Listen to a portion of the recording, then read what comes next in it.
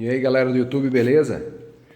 Pessoal, vou tentar de forma improvisada mostrar para vocês qual é o meu procedimento para alimentar as minhocas aqui do meu minhocário usando restos de comida que a gente produz aqui em casa.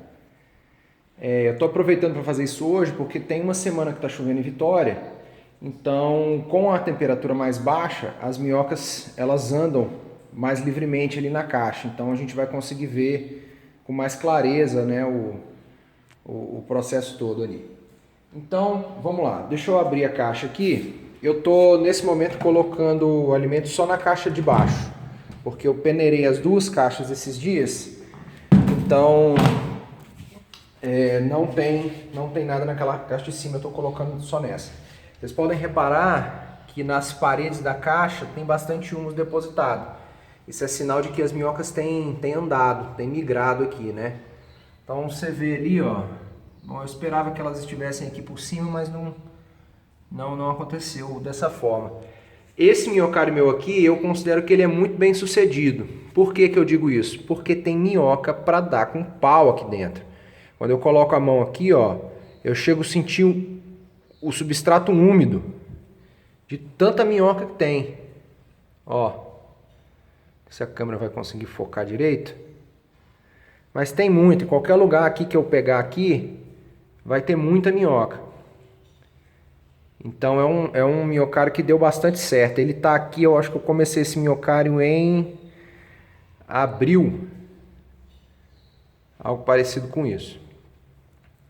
Então tem muita minhoca aqui. Tem para mais de 1000 minhocas aqui dentro facilmente. Então, qual que é o procedimento que eu uso para alimentar essas bichinhas? Eu tenho aqui, ó, tem uma bandeja aqui com casca de caqui, quiabo, banana, casca de abacate, um resto de alface aqui. Então, qual que é o procedimento geral? Você tem que picar o máximo possível o resto de alimento. Espalhar ele aqui. Tem gente que costuma colocar num cantinho do minhocário. Eu gosto de espalhar. Você coloca tudo ali.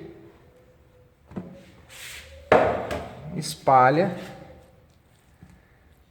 E aí a regra, na verdade não é uma regra, na verdade o procedimento mais indicado é depois você cobrir esse material, esse alimento, com algum material seco.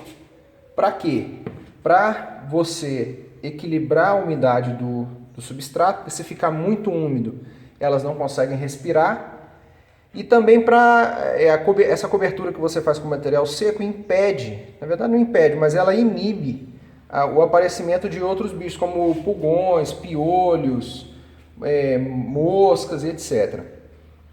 Então até pouco tempo atrás eu tinha feito isso com a flor da mangueira. Aqui em casa tem uma mangueira muito grande, então eu coletei bastante florzinha de mangueira no chão e eu estava usando aquilo. Só que eu agora estou fazendo diferente. Eu estou usando o quê? Estou usando pó de café. Por que o pó de café? Porque o pó de café inibe mais esses bichos que eu falei. Ele inibe formiga, além de ser mais facilmente digerido pelas minhocas, né? Aqui, se você optar por colocar o pó de café, tem um detalhe. Não pode ter açúcar no pó de café. Porque tem gente que quando faz o café passa água com açúcar, né? Água quente com açúcar pelo pó. Então não pode. Esses tempos aí atrás eu dei um mole muito grande, que eu coloquei pó de café com açúcar, coloquei umas cascas de banana da terra cozidas tal, e tapei esse troço. No outro dia que eu voltei, as minhocas estavam desesperadas aqui nessa fresta aqui, tentando encontrar um pouco de ar e se refrescar. Quase que eu perco o meu minhocário por causa de um vacilo desse.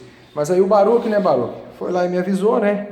Eu corri e intercedi, peneirei e tal, e deu certo. Mas então a regra é essa: não coloque pó de café se tiver açúcar, porque vai esquentar muito o minhocário, vai começar a fermentar ali dentro, vai dar fungo, vai dar errado. Elas vão tentar fugir, você vai perder um monte de minhoca. Então, esse pó de café aqui não tem açúcar. Então o que eu faço agora? Tem pouco aqui, não vai dar para cobrir tudo, mas depois lá em cima eu pego mais. Mas a regra é sempre essa, você vai ali e cobre o material, o alimento que você colocou com esse material seco, né? E aí o material seco pode ser a flor da manga, pode ser casca de coco picado, tem gente que bota pó de serra, né? Folha picada, tem várias formas de você fazer isso. Sempre lembrando que você não pode, tanto com o material seco quanto com o alimento, você tem que seguir uma regra básica. Você não pode colocar nada que altere o pH do... Baruch! Hey! Você não pode botar nada que altere o pH do substrato. Então você não pode colocar de alimento frutas cítricas, você não pode colocar óleos, você não pode colocar temperos fortes como cebola. Você não pode colocar nada que altere aqui a dinâmica de decomposição do substrato. Então alimentos, você não pode colocar alimentos cozidos porque eles tendem a fermentar, a temperatura aumenta. E a coisa do material seco também você tem que prestar atenção nisso. Então a regra é simples. Não coloque nada que altere o pH e a temperatura do substrato. E na hora de colocar o material seco, Baruch, eu vou te dar uma cacetada, hein? E na hora de colocar o material seco, a mesma coisa. Então é basicamente isso, pessoal. Você coloca aqui o alimento, né? Tem gente que coloca todo tipo de coisa aqui. Mas eu prefiro sempre colocar só cascas de verduras e frutas tal para manter a saúde aqui do miocárdio em dia. Cobre, fim de papo, não tem muito segredo. E aí são alguns detalhes aqui do meu miocárdio. Eu coloquei essa manta aqui para evitar que as minhocas caiam na caixa de baixo. A caixa de baixo é onde eu coleto a umidade, né? O chorume. E é isso, e aí eu estou colocando só na caixa do meio. Quando essa caixa encher, eu vou trazer a outra caixa e vou ficar ciclando as duas. Semana retrasada eu peneirei as duas caixas, e aí peneirar é o processo pelo qual a gente tira o humus, na verdade tira as minhocas do humus que elas mesmas produziram, né? E aí eu consegui gerar um tonel grandão assim de humus até em cima. Baruch me ajudou, né, Baruch?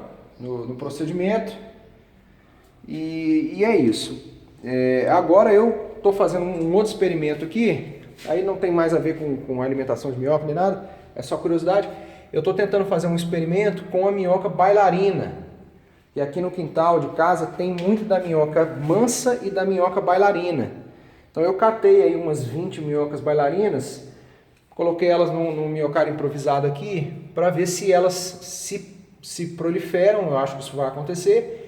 Mas se elas também são indicadas para compostagem, né? Para verme compostagem. Vamos ver, vou deixar ali uns 3, 4 meses, depois eu faço uma avaliação.